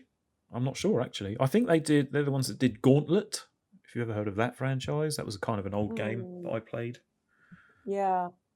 Were they involved? No, I don't think they were involved in... No, anyway. Yeah, so the fact about this game is this is IGN's only ever 0 out of 10 for a game in 1998. The publisher temporarily restricted review access to this game, which led to a 0 from them as a form of protest rather than a reflection of the game's quality. Oh. That's weird, in my opinion. That is weird. Oh, you're getting a 0 out of 10 just because you didn't let us play it early. So did they ever go back and revise the score? I don't think so. Yeah. See, that's too much. It's a Like weird one. it's a weird one. I see you have a point you want to make. You want to, state your whatever disapproval of not having early access or whatever. But Okay, what but is the go back. disappointment exactly? Why is that disappointing? I guess because you feel entitled. Yeah, that's a bit strange because it's not as if they restricted access for just them though. It was everyone. Hmm. So I don't know Hmm. why they were. I don't know. That's a bit weird for me. Like, just review it when you get it. Like, who cares if it's not early? It's only Well, going to hurt them if it's not early. a sort of modern equivalent would be when Silksong came out. Okay. Remember, there were no early review stream keys. There was nothing. Yeah. Silksong was essentially shadow dropped. I mean, it was 2 weeks. It was announced that it was coming out on X date, and 2 weeks later, if you wanted to buy the game and play it, it was available for you to do that. All the game store fronts crashed because everybody wanted to play it because we'd been waiting so long. Yeah. And reviewers were including their disapproval of this action in their reviews. And it became a thing because other games had, their release schedule that they ended up bumping Yeah. because Oh, Silksong was what coming out. what a nightmare for those indie developers. And reviewers were mad because they had their review schedule set up and they didn't know that Silksong would have to be in there. And to some degree, I get that, right? Like if you make your money reviewing games, you have to be early. Yeah. If you're not early out with your review, like the odds of people seeing it are very slim.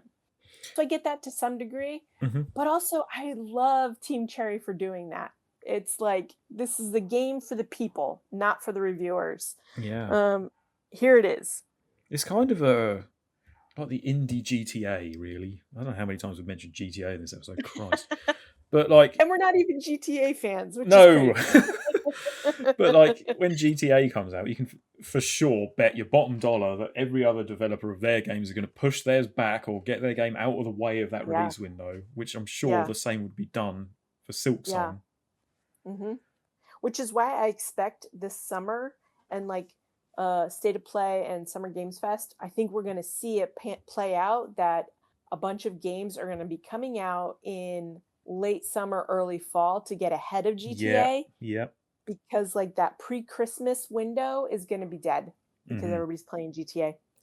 They've scheduled that to come out around sort of Black Friday, haven't they? So around that kind of date, I think. Yeah, I think early November. Yeah. Yeah. Wow. Yep. I'd hate to be out and about on that day. Right. People will want to get a physical copy, or you think they're gonna just download it I think so that they can have you'll it? get a lot of both. I think that game is going to sell buckets and buckets, and everyone will just get their hand on anything. The stores will crash. The physical copies will also sell out. People might get one of them because they can't get the other version, And there's also going to be more expensive premium versions of the game. Yeah. And everything will sell out. Yeah. It's going to be interesting to watch. Because GTA 5 pops up in like the best 10 selling best games of the month every month still to this day. Yeah, GTA that's 5. Crazy. I feel like if we had the apocalypse, I think the next day someone would still buy GTA 5. Well, there's nothing better to do. Might as well boot this up. Oh, God. Oh, it's fun. It's fun. Yeah. I think we've touched on basically all the more recent reviews that we've had that seemingly have been controversial or not, but we've put our 2 cents in what they mean to us as consumers. So I think, unless you've got anything else you want to bring up about these reviews that we've had recently, or before we move on from that. The other point I wanted to have a laugh about is the PC gamers. PC Gamer magazine's sort of early thoughts. I don't think it was like a full-fledged review, but early thoughts about the 007 game, First Light.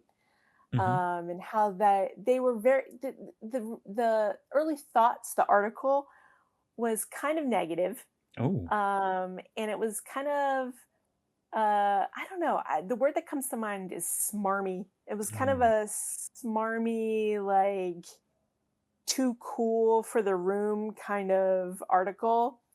And one of the one of the reasons they don't like and think James Bond should be in video games is because James Bond is too slick.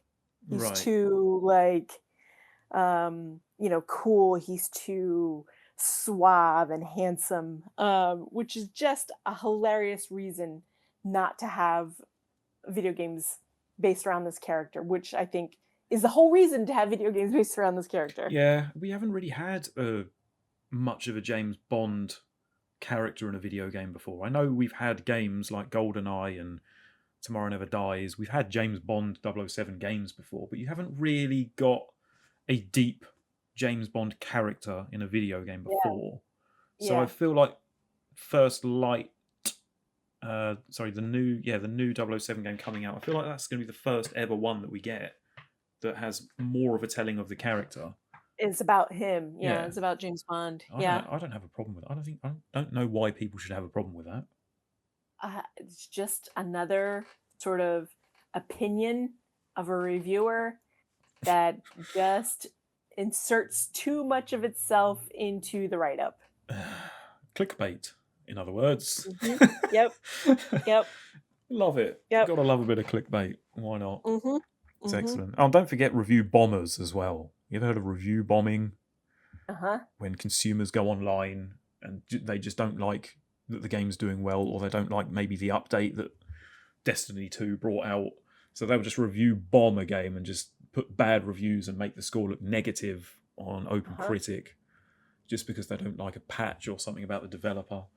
Review bombers. Steer clear of them. Maybe Or just steer clear of reviews. versa. Yeah. Vice versa, the review bombers come in and artificially inflate a score. Yeah. Because they support Mr. Beast. Didn't Mr. Beast tweet about something? Probably. Shoot, I forget what it was for. And Mr. Beast tweeted something like, "Hey, can we get this to #1?" And the thing suddenly took off. Yeah. God, what was that about? I remember that. It was basically whatever the product actually wasn't good. Like people were kind of meh about it. But it got the Mr. Beast bump, and now it's very highly rated. They have so much power. TV show. It was a TV show, and it bumped out a Breaking Bad episode, the Ozymandias Breaking Bad episode, I think. Okay. What a shame. I forget what it is now. It's just, they have so much power, influencers. Yeah. They really do, don't they? Especially if you're a youngster. Social media has killed everything, isn't it? Oh my God, I sound so old. Okay. Well, we're going to probably move on from review score. We're not, but we're going to move on from that topic. And I'd love to go into our next section, which I'm throwing at you right now, Jen. I didn't tell you about this before we started. Oh, surprise. You guessed it. We have another game for Jen on this boy. episode of the podcast. Oh my God, I've been waiting for this one. All right, Jen, this is a simple game with simple rules. So, I'm going to tell you 6 games that were reviewed by IGN. I'm going to tell you what they said about them in a short synopsis, and you have to tell me what IGN scored these games out of 10. Okay. Caveat. This is fun. If it's a point something, so say they gave a game 7.5, you don't have to tell me the point. You just have to say 7 and you would have got it right. Same as if it was 7.9 and you say 7, then you would get it right. Now, you have to get 4 out of 6 correct. If you don't, you have already agreed to donate your whole life savings to IGN so that they can hire another employer to review games or something, was it? Oh, I don't know, we can talk about it at the end. Anyway, let's have some fun. 4 out of 6. Do you think you'll manage? 4 out of 6. Maybe. Love those odds. Okay, here we go. Are you ready? This is it. Game number 1 is Hollow Knight. They said about this game, and I quote, "Its rich world and incredible depth of content will make you want to explore its caves for dozens of hours." What did they score it out of 10? Out of 10, they gave Hollow Knight a 9. You would be absolutely correct. They gave it a 9.4 actually, but a 9 wins you the point. Congratulations. Woo! You're not looking these up, are you, by the way? No. Okay, good. Okay, next game. We spoke about it a little bit earlier. God of War, Sons of Sparta, which came out this year. They said, a pretty mediocre Metroidvania, clearly taking from the function of these games, but failing to meet the high bar set by the titans of the genre. What did they score God of War, Sons of Sparta out of 10? That got a 5. That game got a 6. Ooh. Close. 1-1. Next game, Outer Worlds. They said about this game, worlds collide in this familiar but new role-playing game. Not a lot to say there. That's all they said. What did they score out of 10? Oh gosh, I can't remember if people like. You said Outer Worlds, not Outer Wilds, Outer right? Worlds. Outer Worlds. I can't remember. Okay, there are people that like Outer Worlds. But did IGN like this game? Did IGN like it? I think they gave Outer Worlds a 7. They gave it an 8. 8.5, actually. Ooh, I was gonna say 8. We're off. You cannot get another one wrong. Oh boy. No pressure. Okay, next game. Doom 2016. They said about it, Doom's single player recalls great FPS action from a simpler time, but its multiplayer misses more than it hits. What did they score Doom 2016 out of 10? Oh, wow. Can you reread that? Yes. Doom's single player recalls great FPS action from a simpler time, but its multiplayer misses more than it hits.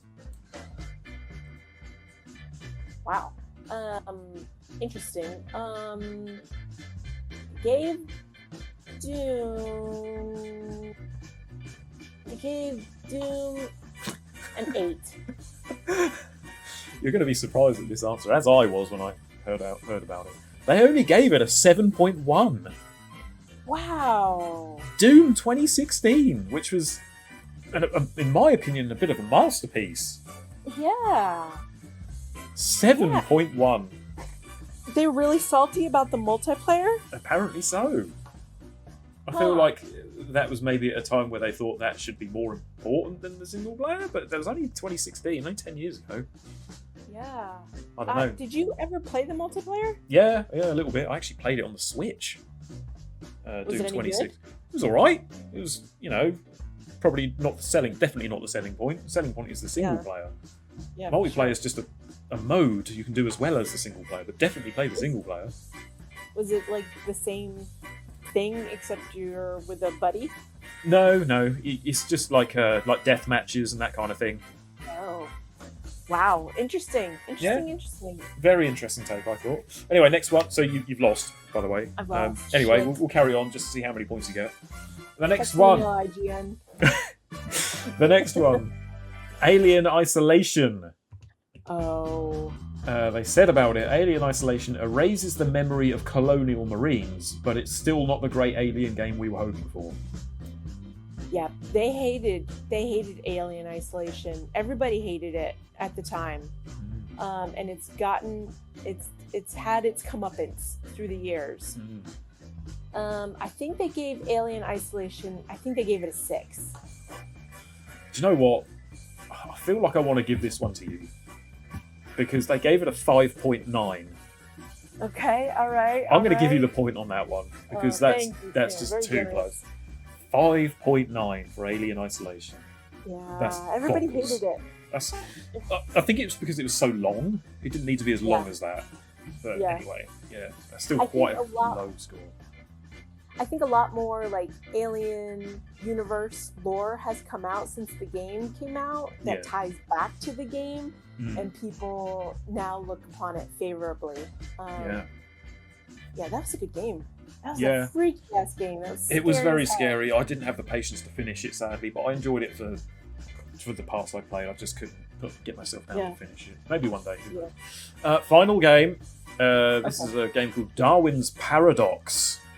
Ooh, I want to play this. Me too. It's very underrated. I would think. Like to think, because I don't hear a lot of people talking about it. Wait, before you go on, did you pick this game as a callback to our first episode of the podcast? No, but I should have. I didn't even put that together. Damn, you're right. I should have put that together. We'll just say yes. Yes, it is. Right. Okay. Darwin's Paradox is what IGN said about it. Darwin's Paradox is a quirky puzzle platformer that brings good times, but occasionally hits a brick wall. What did they give it out of 10?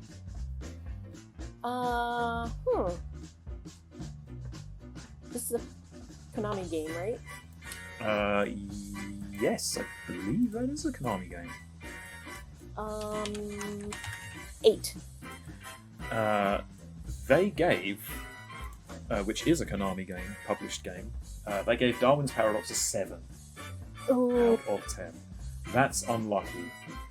But you did get, like, 3? Did you get? No, I think you got 2. I think you were generous with 1. So congratulations. I got 3.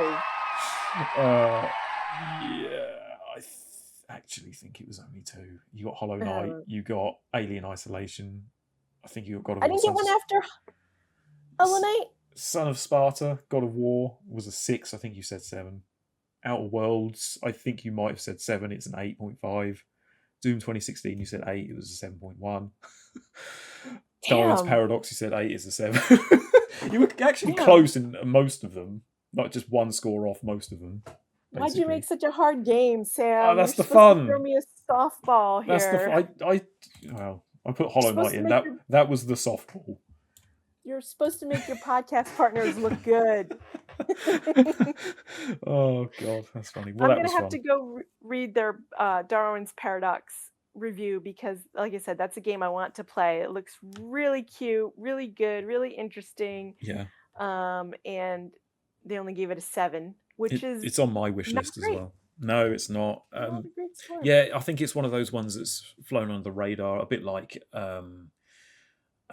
Prince of Persia: The Lost Crown, which flew under the radar when that came out. I think this is the same sort of thing with Darwin's Paradox. Unfortunately, I wish more people would buy them because there definitely is room for them. Like, I love a side-scrolling platformer or Metroidvania or something like that. Something that really speaks to my roots.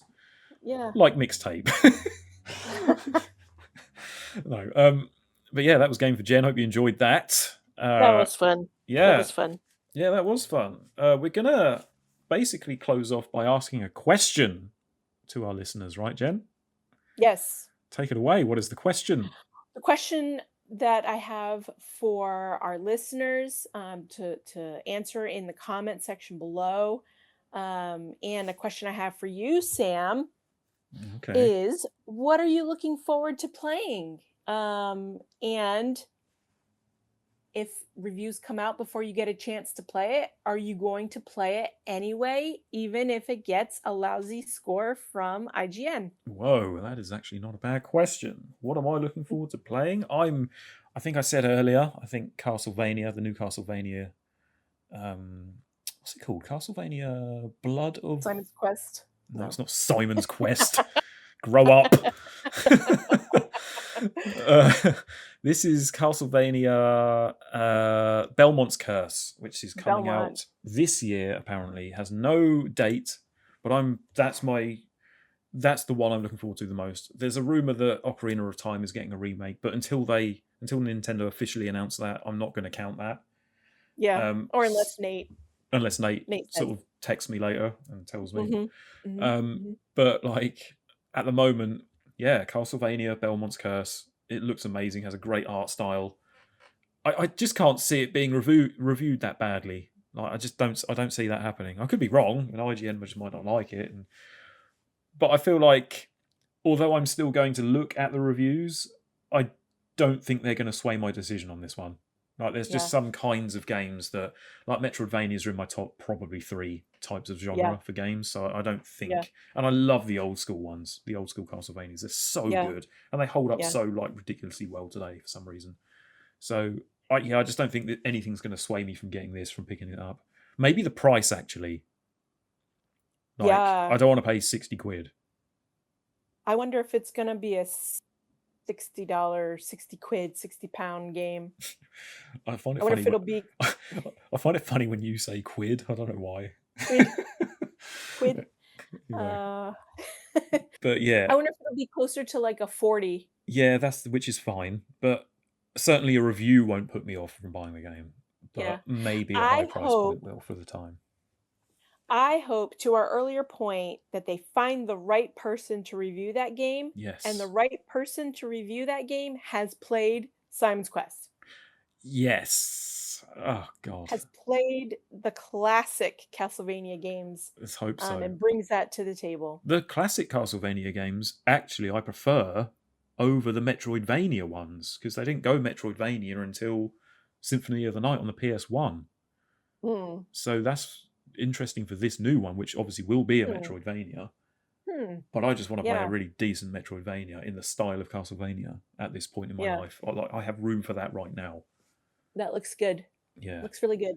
So that's for me. What about you? Well, I said Wolverine earlier. I am really looking forward to the Sony Studios games that are rumored to be coming out. And I hope that we get to see more at the State of Play. So like the new Naughty Dog game, the Intergalactic. Oh yeah. We've heard about that for a long time, haven't we? Yeah. When did we first hear? Was it Winter Games Fest or even Game Awards? I'm not sure. I couldn't tell you, but now. I just feel like that's been on the back burner for a long time. I don't know why. I might be wrong, but we haven't seen an updated trailer. There's been a little bit of controversy with Naughty Dog going back to crunch, because they had that big thing about crunch hours with the studio. Right. They needed to produce something for investors to see, I think. And they had to go to some crunch hours. So it's been in the news for the wrong reasons. So I hope to see an updated trailer. But I'm looking forward to playing that. Can't go wrong with the Naughty Dog game. I'm also looking forward to whatever new game Santa Monica Studios is coming out with. Speaking of God of War. The rumor is it's a within the God of War universe, but it's Kratos' wife, Faye. Right. Is the protagonist. Yep. Really looking forward to seeing more about that. So definitely still some absolute bangers that we've not seen a lot of that are still coming out this year. I don't know if all of those that you've mentioned are coming scheduled for this year. They're not. They're not going to come for forever. But at least we've still got Wolverine that's coming this year. We've still got loads of good games coming this year. Really, I think we've got enough to tide us over. Yeah, it's good. The game that I am going to play next, now that I'm finally done with Blueprints, and I've been waiting to tell you this because I know you're going to be excited. Okay. I purchased and I'm lined up and I'm ready to go on Mass Effect Legendary Edition. Yes. It was on sale a while ago, maybe around Christmas time, like for $5 for all 3 games with the DLCs. I got it for free on free. Wow. What's it called? Twitch Prime. When they were doing the game, I don't think they're doing that anymore actually, but I got it for free on there, and it was very soon after that came out, it was being heavily discounted in places. Which I couldn't believe. I was amazed. But oh my god, it out of all of the the trilogy, and you've heard it probably from multiple people, Mass Effect 2, I mean, is one of my top 5 games of all time. Yeah, without I've shadow heard you of a say doubt. that so many times, and I did not play 2. I picked at 1. Yeah. Didn't get into it. Did not play 2 because I was busy with life at that point in time. And I want to say I watched you stream 3. No. What did you do? A didn't- remaster? Oh, what did I do? I didn't stream any of them. You didn't stream Mass Effect. No, I played one on Steam many years ago, way before the Legendary Edition. That game doesn't natively support a controller. Oh, jeez. So I had to use a hack that someone had uploaded so I could use my controller. The only problem with that hack is there was a bug in it and I couldn't turn left. So I spent the whole of the game, if I wanted to go left, I had to do like a rotate all the way round by pressing right. I did that the whole way through the game and got through it. That's horrible. That is horrible. That's commitment to playing that game. I wouldn't have that commitment nowadays. But that one was just like, it kind of walked so that 2 could like run, basically. Yeah. 1 was basically just like the prototype of Yeah. of what Mass Effect 2 became, which is just perfect. Like the characters, you really do care about all the team, like the team that you get together, and because the decision you make as well affects like their race and stuff like that. Oh god, I don't want to spoil it. Part of me just wants you to not play 1, because if you picked at it first and didn't quite get into it, I don't want you to then sort of like burn out after you play 1 and not really get into 2. You know what I mean? So can I start 2 and not be behind on the story or anything like that? I don't know, actually. I feel like they do definitely run in chronological order like that, story-wise. Yeah. So you might want to play 1 first.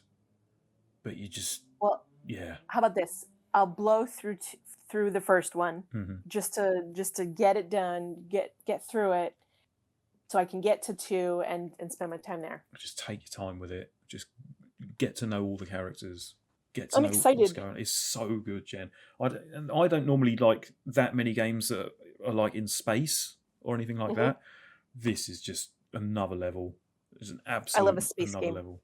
Yeah, you should love this. You're into shooters as well these days, so yeah, isn't that weird? You should love this game, 100%. Isn't it weird that I've suddenly, in my old age, have turned to shooters? Good boomer shooters are a thing now, I suppose. That's why. Maybe that's it. I'm just going to my roots. Oh, that's great. I really would love updates, frequent updates when you start playing Mass Effect, because it's such a journey. Will do. Great. I'm glad you told me that. I'm happy for you. I'm excited for you. Yes. I've been dying to tell you, but I've been holding on to it to announce it officially in this moment in time. So love that. So yeah, let us know what you guys are looking forward to play then, as Jen has already said. Tell us in the comments. Reach out to us. What's good? What's on your radar? What should be on our radar? Tell us all what you're looking forward to in 2026. Will a review put you off if it got a low score? If IGN come out and gave your GTA 6 a 5 out of 10? Would you be like, I'm not buying it then? Of course you'll buy it. Everyone's going to buy it, aren't they? Apart from me and you, Jen. Yeah, let us know. And let us know. You know what I also want to know? What's that? If our listeners have read a review in the past that was really funny because it was so bad, sort of like that mouse for hire, just really bad review, let us know, because I want to read it and laugh. Yeah, it does make for some fun reading time, to be honest with you. I haven't read that one that they gave a 0 out of 10, so maybe I'll do that soon. Yeah. 0 out of 10. What is that? Oh my god. Protest 0. Oh, stop it. Well, I think that'll about wrap it up for episode 2, and hopefully it won't take us 18, 19 months to get episode 3 out. Hopefully we'll make this more of a regular thing, Jen. What do you say about that? Sure, but if it does take us 18, 19 months, just wait for it. It'll be worth it. It'll be worth the wait. Oh my god. Yeah. You won't be sorry. By then we'll have GTA 7. Oh, nice. So that'll be fun. Anyway, I think that about wraps it up, Jen, unless you got any more closing words you want to put in. Nope. Thanks so much, Sam. This was so much fun. Thank you as well, Jen. And if you did listen or watch on YouTube or just listen to us in the background, thank you very much for watching / listening. Really appreciate that. Very, very kind of you. Bye. Okay, see you later. Bye-bye. Till next time.